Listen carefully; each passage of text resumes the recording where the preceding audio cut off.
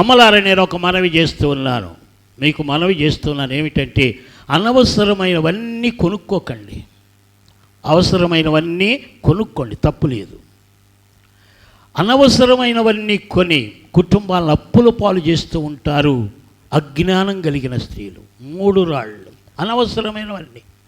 అన్నీ కొనేది, మూట కట్టేది, మసల మీద పెట్టేది, అవి తోముకోలేక దులుపుకోలేక క్రిస్మస్ వచ్చినప్పుడల్లా తిట్లు కొట్లు. ఎందుకు ఈ అగసాట్లు మనకి? అవసరమైన కొనుక్కోండి, అది జ్ఞానం. అనవసరమైనవి ఎందుకు? అన్నీ తెచ్చి ఆ మూల పడేసి తుప్పు బట్టి పాడు బట్టి మరలా ఉల్లిగడ్డలోడికి వేయాలి, అదొక వ్యాపారం. ఎందుకు కూడా మనకు? అవసరమైనవి కొనుక్కోండి, పొదుపు చేసుకోండి, పాడు చేసుకోవద్దు.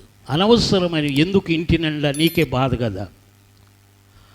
అనవసరమైనవన్నీ కొన్నావంటే ఇల్లంతా ఎలా ఉంటుందో చెప్పండి? చిందరబందరగా ఉంటుంది, సర్దుకోలేక సావాలి. ఆ ఇల్లు చూసిన వాళ్ళంతా ఈమె సోమరిపోతట్టుకుంది, ఆ పెట్టి అక్కడ ఉంది, ఈ బుట్ట ఎక్కడ వచ్చింది అని చూసి అందరూ లోపల తిట్టుకుంటారు. అదే చాలా లిమిట్ లగేజ్ ఉందనుకోండి, అవసరమైనవి ఉన్నాయనుకోండి, వాడుకుంటా శుభ్రంగా నీట్గా చూసుకుంటా ఆ ఇల్లు చూసి కాసేపు ఉండబుద్ధి అవుద్ది. అందుకే ఇల్లాని కూడా పొగిడిపోతారు, దీవించిపోతారు. అనవసరమైన ఎందుకు మనకి? అందుకే అవసరమైన అంటే పిసినితనంగా ఉండొద్దని నేను చెబుతుంది. పిసినితనంగా వద్దు. పిసినారులుగా ఉంటే ఇక్కడ పిసినారులం అయిపోతాను, రేపు పరలోకాన్ని కూడా పోగొట్టు. ఏం ప్రయోజనం? మన పిసినితనం పోయి నరకంలో పడి ఆడవాలి. పిసినితనంగా వద్దు. కుటుంబానికి మంచి ఆరోగ్యకరమైన ఆహారం తీసుకోండి, మంచి దుస్తులు తీసుకోండి, మంచిగా కుటుంబం ఒకటి కట్టుకోండి, పొదుపు చేసుకోండి. అది అందుకే ఆమె పొదుపు చేసి పొలాన్ని కొన్నది, పని చేసి ద్రాక్ష తోట నాటింది. ఎందుకు అభివృద్ధి చెందిందండి? ఆ కుటుంబాలు ఎందుకు అప్పులు పాలైపోతాయి? ఎవరి దగ్గరకు వెళ్ళి పొద్దాకులు నోట్లు రాసి 5 రూపాయలకు 10 రూపాయలకి తేవాల్సిన కర్మేంటి మనకు? అసలు ఎందుకు తెచ్చుకుంటా? లేదు ఆ పరిస్థితి, దేవుని పిల్లలకు లేదు. దేవుడు అంటూ ఉన్నాడు, నీతిమంతుల సంతానాన్ని నేను భిక్షమెత్తనివ్వని అంటూ ఉన్నాడు. దాని అర్థం ఏంటో తెలుసా? అప్పులు తేనివ్వను, ప్రాన్సని నోట్లు రాయనివ్వను, పొలము తాకట్టు పెట్టనివ్వను, ఇంటిలో వస్తువులని తాకట్టు పెట్టే ప్రసక్తే లేదని అర్థం. దాని ఆ మాటలోని ఆంతర్యం రానివ్వను. అది ఎందుకంటే కొన్నిసార్లు మనం పొరపాట్లు చేసి తొందరపడి ఏదో అప్పుల ఊబిలో దిగబడ్డాం. పోనీలే, ఇప్పుడు దాన్ని వచ్చి బాధపడకండి, కానీ దేవుని అడగండి, ఈ ఊబిలో నుండి నన్ను బయటికి లాగు ప్రభువా.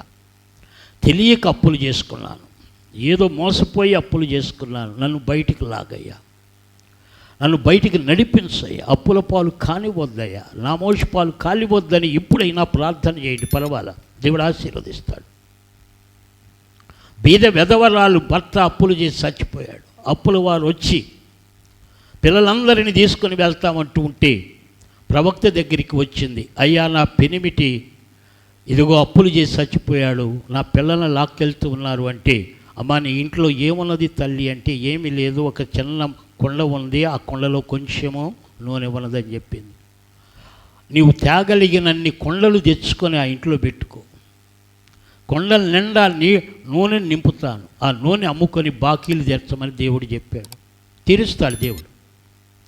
నీవు దేవునికి మొరపెట్టుకుంటే, విశ్వాసముతో దేవుణ్ణి అడిగితే, ప్రభువా తెలిసో తెలియకో ఉద్రేకంతో అప్పులు చేసుకున్నాను, అగసాట్లు తెచ్చుకున్నాను, ఈ అప్పుల బాధ నుండి విడిపించు అని పట్టుదలతో ప్రార్థించాలి, విశ్వాసముతో ప్రార్థించాలి.